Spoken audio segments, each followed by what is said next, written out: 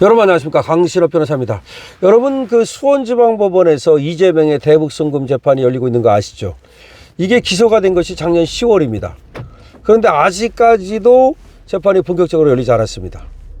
야, 정말 법꾸라지라는 말이 이게 틀린 말이 아닙니다. 이재명은 무려 말이죠, 7번이나 법원에서 온 송달 서류를 받지 않았습니다. 그게 뭐냐면 자기가 법관 기피 신청을 했거든요. 그래놓고 나서는 이게 이제 법원에서 각하가 됐거든요. 기피 안 된다라고. 그리고 송달을 하면 안 받아. 그래서 8번째 받았습니다. 8번째. 그러는 동안에 시간이 많이 간 거죠.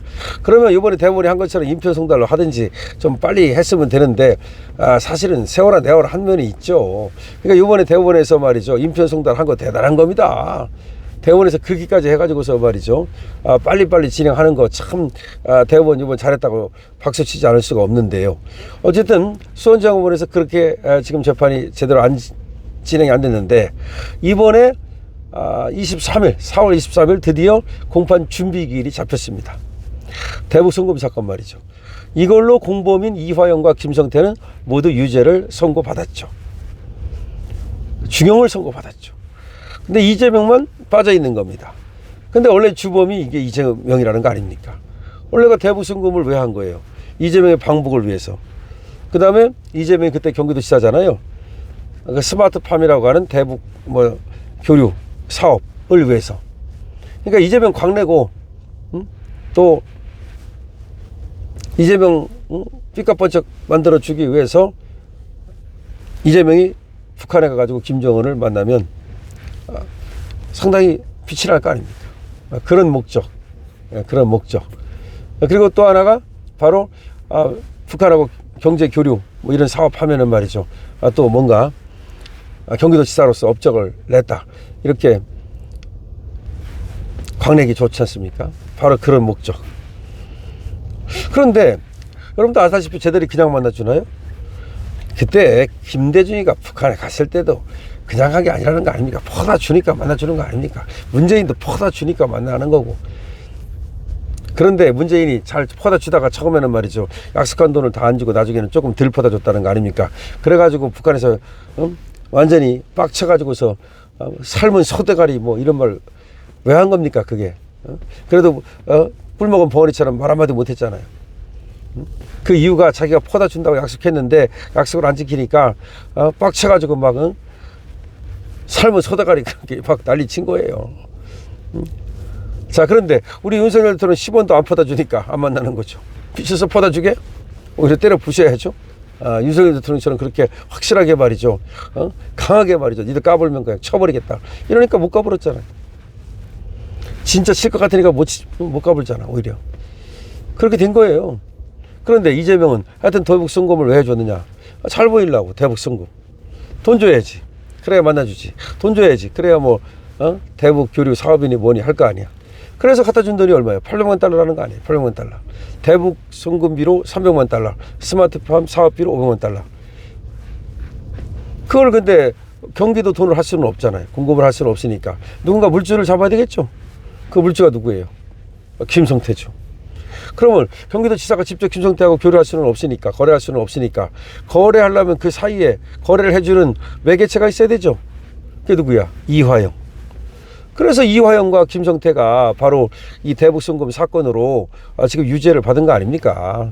이화영 유명하잖아요. 1심에 9년 6개월 받았다가 2심에서 7년 8개월로 낮아지긴 했지만, 그 다음에 김성태는 말이죠, 뭐 주고 뭐 만든다고 말이죠, 자기 돈 대주고 나서 말이에요, 뺨 맞은 꼴이죠. 그게 바로 이 대북송금 사건이죠. 근데 이거 엄청 중요한 사건이에요. 이거는 이재명의 그야말로 정치 생명과 직결되는 사건입니다. 액수도 크고요, 100억이 넘잖아요. 네, 거기다가 공무원이잖아요. 뇌물죄가 됐든 제3자 뇌물죄가 됐든 정치자금법 위반이 됐든 남북교류 협력법 위반도 되고 외국한 거래 밀발출법도 되고 하여튼 여러 가지 거래 있습니다만은 이재명의 정치 생명을 끊기에는 차고도 넘치죠. 그러니까 이재명은 이게 굉장히 부담스러운 사건이야. 그러니까 다른 것도 다 부담스러운 사건이지만 특히 대북송금 이게 빠져나가기 어려워요. 그러니까 이재명이 이제 빠져나가서 자기는 몰랐다는 식으로 이제 얘기하는 수밖에 없는데, 모릅니까? 그럼 경기도 부지사인 이화영이가 지가 뭐 때문에 그러면 김성태하고 그렇게 돈을 튕기튕기 해가지고서 말이죠. 북한에 돈을 갖다 줍니까? 그걸 갖다가 이제 이재명 측에서는 그렇게 얘기하는 거죠. 김성태가 자기 사업하려고 거기 돈 준 거지 나하고는 관계없다. 뭐 그런 식으로. 하지만 보고한 거라든지 또 서로 왔다 갔다 하는 어떤 여러 물적 증거들이 다 있어요. 그렇기 때문에 그래서 김성태가 유죄를 받은 거고, 그래서 이화영이가 유죄를 받은 거죠. 그럼 이화영이는 유죄받고 김성태는 유죄받는데 이재명만 빠져나온다? 그러면 뭐 정말로 이재명은 신출귀몰한 죄가 있어가지고 항상 기소가 돼도 빠져나오는 거죠. 근데 그렇게 되기는 어려울 걸로 봐요. 당연하죠. 네. 자, 그런데 문제는 이 재판이 안 열린다는 거야. 1심에서 지금 이거 이렇게 1심이야. 1심, 2심도 아니고. 이화영은 2심이 벌써 끝났어요. 사실관계가 확정돼가지고 대법원도 조금 있으면 끝나.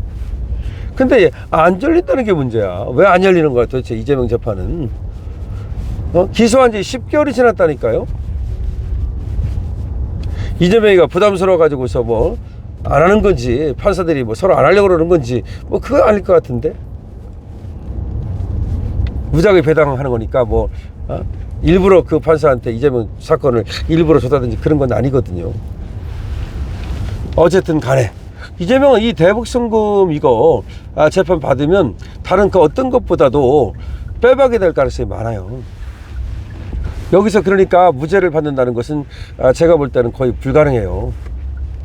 그러니까 재판만 빨리 열려서 공판준비기일 끝내고, 공판기일 끝내고, 그리고 나서 결심하고 선고하면 일사처리로 진행할 수 있어요. 사실은 이미 모든 사실관계와 증거 자료는 이화영의 재판이라든지 김성태의 재판에서 다 현출되어 있고, 그리고 법원에 다 제출되어 있어요.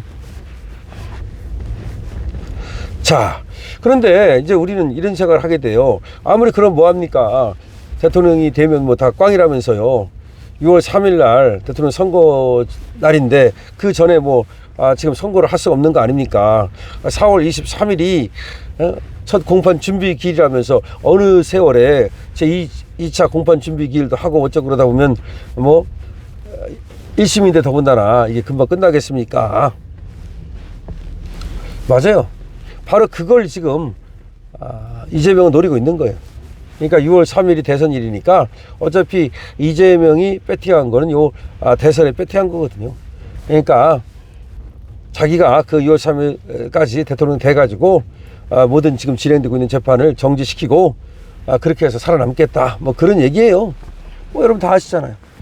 6월 3일이 이제 대통령 선거 날이니까 그 전에 자기가 이제 대통령이 되면 그때 대통령이 되면 그 전에 재판만 끝나지 않으면 뭐 재판이 정지되니까 자기는 다시 깜빵에 갈 일이 없다. 그런 헌법 84조의 얘기라고 말씀을 드렸죠. 근데 소추되지 아니한다. 대통령은 재직 중 내란죄 또는 애완죄의 경우를 제외하고는 소추되지 아니한다. 기소되지 아니한다. 이 말이지 이미 기소된 걸 갖다가 재판까지도 면해준다는 말은 아니거든요.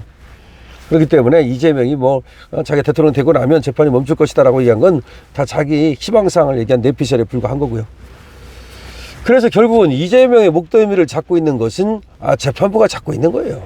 대법원의 공직선거법도 그렇고 지금 이재명의 지금 목덜미를 잡고 있는 것은 사법부가 잡고 있는데, 이 사법부가 좀 확실하게 신속하고 공정하게 경제적으로 말이죠. 그렇게 재판을 해야 된다. 신속하게 경제적으로라는 말은 경제적 효율성, 다시 말해서 질질 끌어가지고 어떤 피해 주거나 피해가 발생하도록 하지 말고 아싸라게 쉽게 말하면 해야 된다, 이런 말인데, 물론 이제 공직선거법 같은 경우는 6월 3일 전에 나올 수도 있습니다. 조희대 대법원장이 파기자파를 한다든지 파기환송을 하면 충분히 가능할 것으로 보는데, 지금 수원지방법원에서 이 대북 송금 사건이 빨리 나와주면 더없이 좋거든요. 그래서 글쎄요, 4월 23일 날 첫 공판준비기를 열고 그걸로 끝내고 나서 또 뭐 이렇게 공판기를 연다 하더라도 아무래도 6월 3일 전에 이 결과가 나오기는 쉽지 않아 보여요. 결국은 뺀질뺀질한 법꾸라지 이재명의 승리 아니냐, 또 뭐 이렇게 생각을 할 수 있는데요. 우리가 그렇게 생각하지 말고 이재명의 당선을 확실하게 막으면 될 거 아닙니까? 그 다음에 이재명 재판에서 감옥 보내면 될 거 아닙니까? 그것이 정의 아닙니까? 그러니까 이재명의 당선을 반드시 막아야 됩니다. 어떻게 막습니까?